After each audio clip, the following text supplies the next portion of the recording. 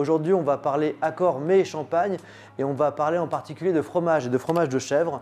Donc on va voir ensemble comment on peut accorder ce fromage qui a une texture assez délicate, des notes un petit peu acides avec notre vin préféré. Alors donc le fromage de chèvre, c'est un fromage délicat comme on disait, c'est un fromage qui va aussi être un petit peu différent selon son affinage. Donc il y a plusieurs accords à envisager. On va commencer par un accord assez classique avec un fromage de chèvre frais, quelque chose de très jeune, et on va faire un accord en miroir, c'est-à-dire qu'on va aller chercher aussi un champagne jeune, un champagne tendu, minéral, avec cette pointe de vivacité et d'acidité qui va pouvoir justement accompagner et être en parallèle du fromage. Donc là, moi, ce que je recommande, c'est des champagnes blancs de blanc et des champagnes blancs de blanc non millésimés assez jeunes, comme le champagne Thiénot blanc de blanc, ou alors des champagnes millésimés blanc de blanc toujours, avec un léger passage sous bois. Donc là, il y a la maison de Souza qui travaille extrêmement bien cette façon de faire, cette façon de vinifier avec un petit passage sous bois d'une partie des vins. Ça donne un petit peu de gourmandise, ça vient apporter un petit peu de largeur à l'accord, mais on reste dans quelque chose de quand même très symétrique et très en miroir. Donc c'est un accord qui fonctionne très bien. On avait été il y a quelques années, il y a 2 ans, voir un meilleur ouvrier de France, Dominique Boucher, donc vous retrouverez la vidéo sur la chaîne,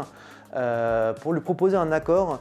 Et lui nous avait proposé un accord sur un chèvre frais mais assez différent. Il avait pris un parti pris assez marqué qui était d'aller sur un rosé de saignée. Donc ces rosés de saignée, leur particularité c'est d'être très marqué sur les fruits, d'avoir une forte puissance.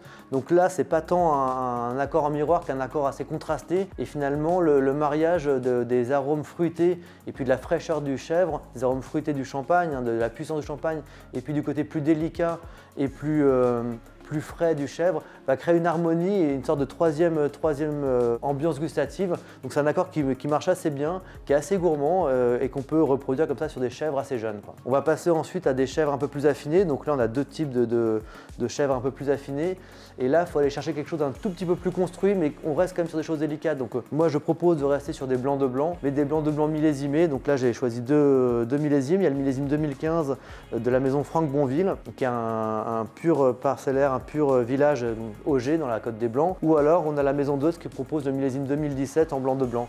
Donc ces millésimes, ça apporte une petite patine, un petit côté un peu plus large, parce que le vieillissement, l'élevage ouvre un petit peu les vins et leur donne une palette aromatique un peu plus profonde.